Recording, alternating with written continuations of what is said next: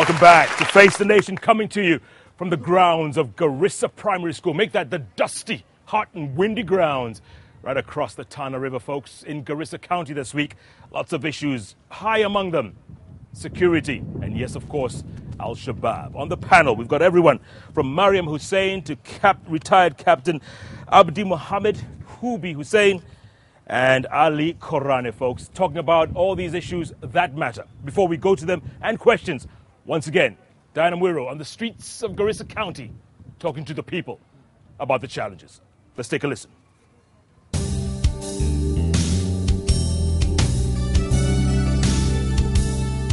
Insecurity. Here there is bomb there, another bomb here, and another bandit is being sighted here. Another bandit between Liboy and the Dab now is impossible. We cannot pass. Just about 3 weeks ago, somebody was shot through the bus, Samarin bus, and he died. Especially the women. The women are those who are suffering if the children are not educated. And especially the girl child. You know, the girl child is still our community. There's an improvement compared to sometimes back. But still, there's a way, you know, we have a long way to go to make sure that all girls come on board. But how will we work with Kenya while we are marginalized? In terms of agriculture, we are down. In terms of ID cards, we are down. We don't get enough funds. We don't even see sometimes our roads to be infrastructure. Serikali ipunguze hiyo chakula nyingi inapatia watu. Maana yake inaongeza dependency kabisa. Na i-concentrate ifanye irrigations katika mtu. Usiende kupatia mtu gunia moja mahindi. You better invest that money in irrigation. Na isaidie wananchi. Iwe long term solution, sio short term solution.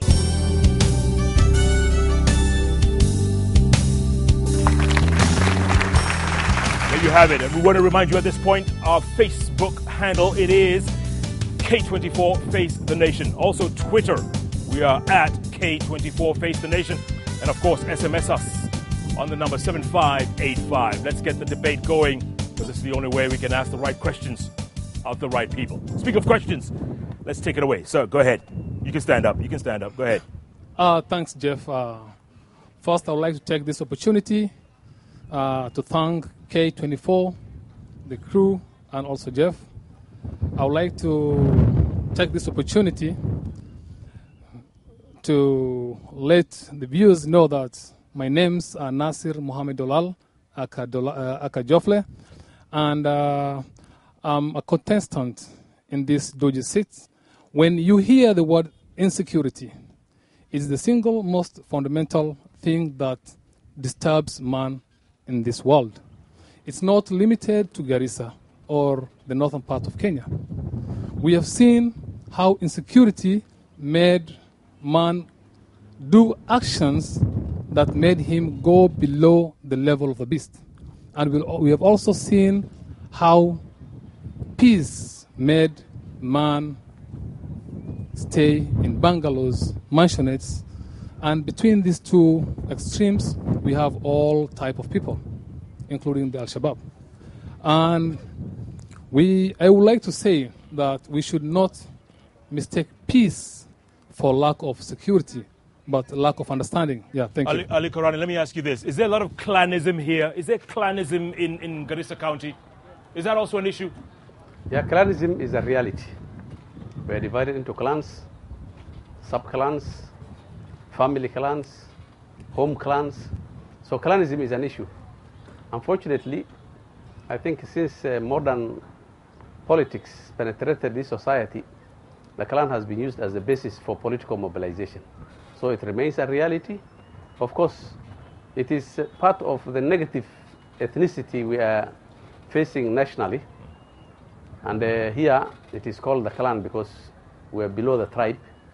It remains a challenge, but it can also be, since we will always remain clans, we intend to urge the people to use clanism positively for identification, for social mobilization, but the negative sense where it becomes that clanism as a divider and the one which creates conflict between groups, I think is what we want to avoid. As a forum for social mobilization, I think it also remains a reality, but we want to use it positively. Hubi, do you agree? Clanism is an identity. An identity it depends how you use your identity. and what you need to acquire with the kind of perception you want to create. Clanism is an identity and it's positive. I belong to a clan. I did not choose to be in that clan. It's somebody's decision, Allah's creation. But once the politicians mostly misuse it, it's in the history of the whole of Kenya, not only in Garissa. You know that one time one of our former presidents left a legacy to his community that power should not cross River Chania. And that was just ethnicity being indirectly misused by politicians. And if our politicians can be focused and use ethnicity as a power tool to unite their people, ethnicity has always been positive, as Ali says, as resource mobilization and conflict resolution mechanism and prevention and coping mechanism and recovery mechanisms of drought. We had a system whereby your next of kin will restock you when your animals die. These things have now died on with the government diluting our governance, traditional governance system. When it comes to issues of leadership, leadership is about observation, listening, articulating, and definitely communicating. Okay, good. Let's get the questions going. Come on, let's go. The people on the podium, our guest, the people of Garissa County, Assalamu alaikum. My name is Ismail Ali, a youth Garissa from Garissa Central, a youth leader from Garissa Central. And my question, maybe I will address it to the aspiring governor, Mr. Ali Buno. It basically concerns with the villages that we have all over our roads in the whole of Garissa County that are being put up currently, because the people of Garissa County are pastoralists and the animals has all died. But now there is an issue which is coming up whereby the NGO fraternity is putting up villages all over our roads, and they are saying that they will maybe give these people maybe food aid and those things. But as we know, the NGO fraternity is being known for not reducing poverty but increasing poverty. Basically, my question is, how are we going to prevent the dependency that our people have of this have on this NGO fraternity? Thank you very much. Thank you. Mariam Hussein, that's a good question there. I think the issue of food aid has actually made not only Garissa County food dependent or aid dependent. We know that Mount Elgon used to be the bread basket of Kenya, and today, as we speak, they are getting food aid. It's because people are not being encouraged to do what they can do right. Because as people lose their livelihood, which is pastoralism in this case, in Garissa County, they are not being helped to do what they know best. Like, restocking them to go and do what they know to do. What they do is that the NGOs or the aid agencies come here during a bad year, which is maybe a drought-stricken year. They bring all the good things that they want to bring, and then when it rains and the year is good, as what has been happening in the last 2 seasons. We got very good rain, we had enough pasture, we had enough water everywhere, but we never got any aid agencies who came to do anything good. We never got people who came to do at least long-term projects. Yeah, Captain Mohammed, is there too much dependency on NGOs here? Definitely, Jeff, maybe we need to consider the fact that Garissa is a host to the largest number of humanitarian service providers, international, local, and all sorts of NGOs. This is as a result of Garissa having the pride, I think you will congratulate us for this, hosting the largest refugee community in the world, Garissa County. Because Dadaab is, 120 kilometers away? Largest in the world. As a result of this, humanitarian agencies have been triggered to action to provide services to those poor refugees. Well, there is an element and a component that is lacking in their operations, Jeff, and we take part of the blame. As much as they are providing the much-needed services to these refugees, they also have to provide a complementing service to the host community, the local people. Perhaps today, maybe my colleagues and my fellow Wananchi will bear witness to. We don't know how many of these agencies are operating here and what they are doing. Why am I saying this? We have failed as a community to profile and vet from the arrival date of these NGOs so that we can also assist them and give them the support they need to direct them on what kind of service we need and where. This has been a serious omission on our side and the leadership, perhaps. You will realize 2 NGOs operating in the same place of a population of 100 people, providing the same services. A distance of 50 meters, one is drilling a borehole here and the other one is drilling borehole there. Now, this, instead of them complementing, it's like they are competing to be seen to be performing. And as a result of this, the host community fails to get any assistance in terms of complementing services. You all become collateral damage.